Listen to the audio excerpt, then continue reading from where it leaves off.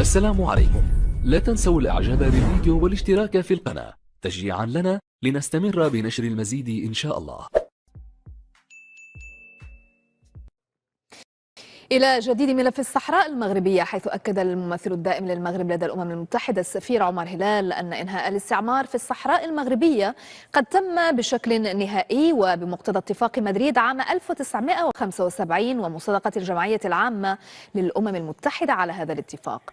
وقال هلال في كلمة له خلال حدث موازن افتراضي نظمته جنوب إفريقيا وروسيا وفيتنام لتخليد الذكرى الستين لاعتماد القرار التاريخي 1514 والصادر عن الجمعية العامة المعروف أيضا باسم إعلان منح الاستقلال للبلدان والشعوب المستعمرة، قال إن قضية الصحراء المغربية تمثل قضية وحدة ترابية للمغرب وليس ما يزعم أنه مسألة إنهاء استعمار. وأشار السفير أيضا إلى أن تفعيل مبدأ تقرير المصير على النحو المتضمن في القرار السابق يبقى مؤطرا بمبدأ أساسي وهو مبدأ الوحدة الترابية المنصوص عليه في ميثاق الأمم المتحدة.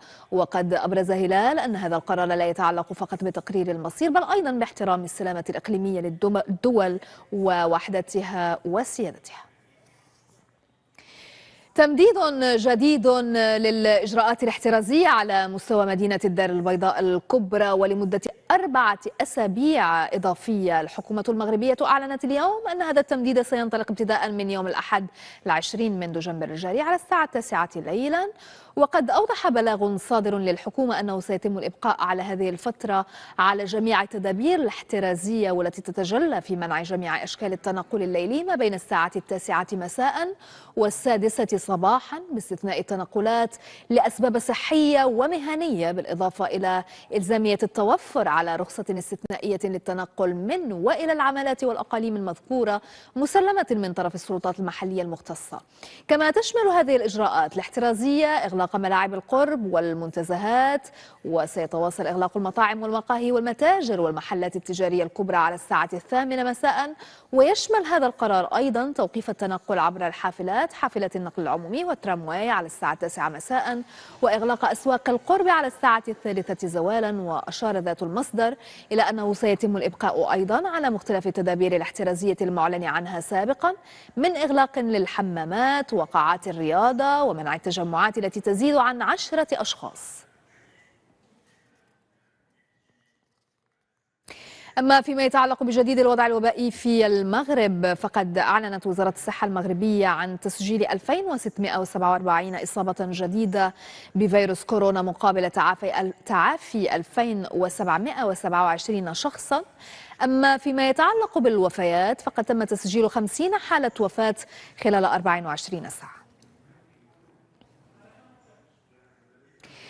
بالمنطقة الصناعية بالقنيطرة معهد للتكوين المهني في مهن صناعة السيارات وواحد من شبكة معاهد شبيهة بكل من الدار البيضاء وأيضا طنجة جاءت لمواكبة تطور صناعة السيارات بالمغرب واستقرار عدد من الشركات العاملة في المجال. هذه المعاهد تعمل على تزويد هذه الوحدات الصناعية بحاجتها من الطاقة البشرية والرفع من مستوى العاملين في المجال. سعيد كان ويونس ميسوري نتابع.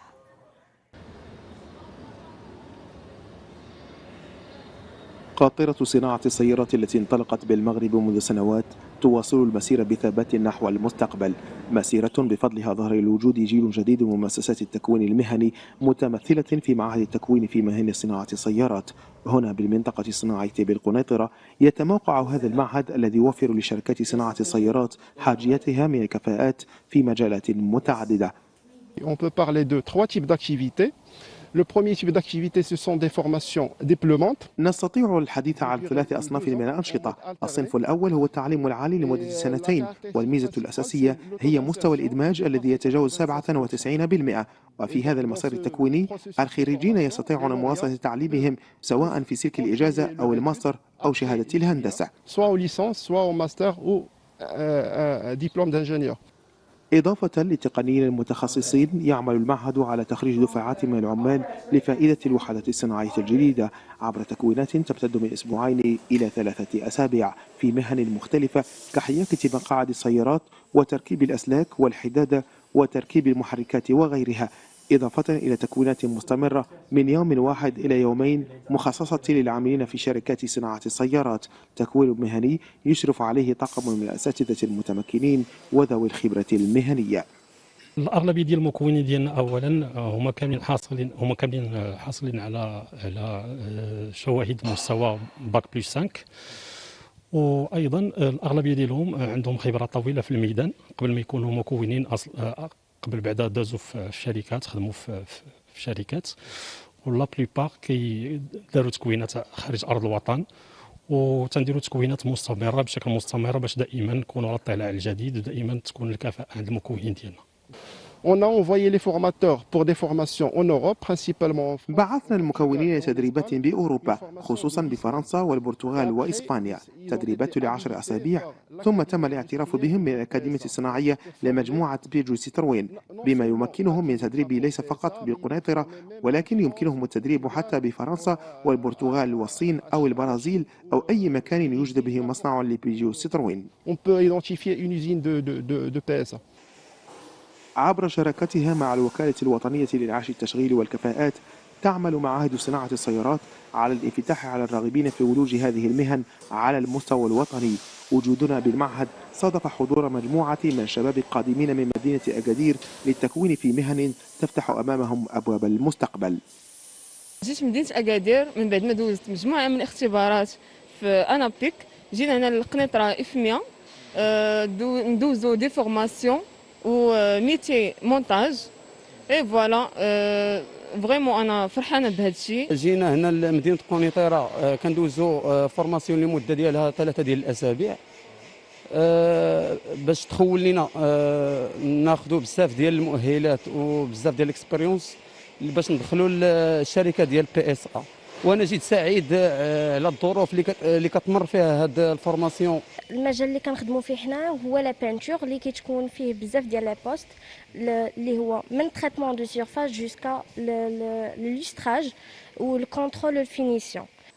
مجال مهني واعد يواكب تطور صناعة السيارات بالمغرب ويمنح البلد طاقات جديدة تساهم اليوم بشكل فعلي في جعل المغرب بلدا مصنعا وتفتح الباب أمام آفاق جديدة. مجال صناعة السيارات يوفر أزيد من 180 ألف منصب شغل، أكثر من نصفها في تركيب أسلاك السيارات، فيما تتنوع المهن الأخرى بين الصباغة والحدادة وصناعة المقاعد وتركيب المحركات وكذا صناعة الأجزاء الداخلية وتركيبها. تلقى نائب الرئيس الأمريكي مايك بنس الجمعة اللقاح المضاد لفيروس كورونا المستجد والذي طورته شركة فايزر بايونتك خلال بث تلفزيوني مباشر في وقت تستعد فيه الولايات المتحدة الأمريكية. السلام عليكم ورحمة الله وبركاته. إخواني أخواتي على القناة، مرحبا بكم مع عملة الاتحاد الأوروبي، عملة اللي تسكت في إسبانيا. كما كتلاحظوا العملة تسكت سنة 2014، عملة ما قديماش بزاف، مر عليها 6 سنوات فقط. عملة معدنية بطلاء نحاسي. السلام عليكم ورحمة الله وبركاته. إخواني أخواتي على القناة، مرحبا بكم مع عملة الاتحاد الأوروبي، عملة اللي تسكت في إسبانيا. كما كتلاحظوا العملة تسكت سنة 2014، عملة ما قديماش بزاف، مر عليها 6 سنوات فقط. عملة معدنية بطلاء نحاسي.